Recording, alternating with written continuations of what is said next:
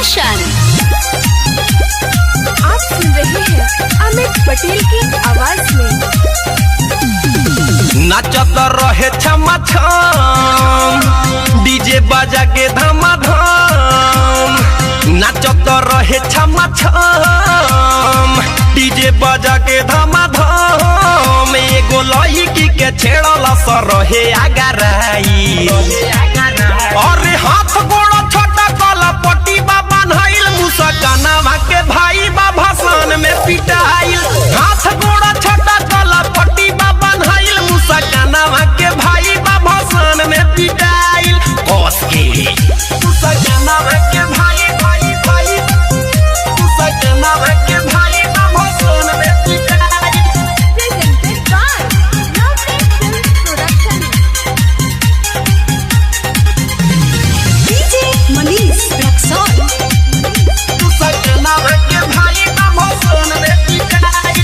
एक तपा तर चीतर बाबे देह में न बूताबा। बढ़ल बेमारी औरी पड़ल लात जूताबा।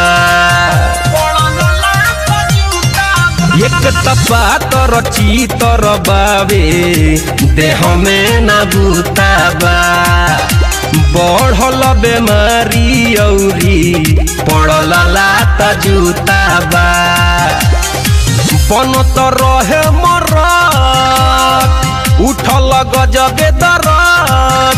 गइल देह के नरजी बाहर की छपाई। अरे हाथ गोड़ छोटा कला पट्टी बाबा नहाइल मुसकाना के भाई बा भाषण में पिटाइल। हाथ गोड़ छोटा कला पट्टी बाबा नहाइल मुसकाना के भाई बा भाषण में थुराइल। आही रहे दादा भाषण में पिटाइल। म्यूजिक बाय गौरव रोशन। आप सुन रहे हैं अमित पटेल की आवाज में।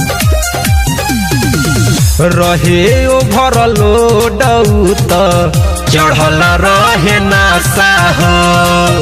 मूर्ति भसाने के दिन भइल दूरदशा हो।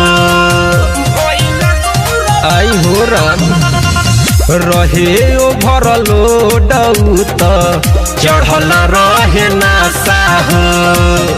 मूर्ति भसाने के दिन भइल दूरदशा हो। कैलाश पार जब ऊपर से पड़ल गादा गद। रहे नशा में नसाइल के कुछ ना बुझाई।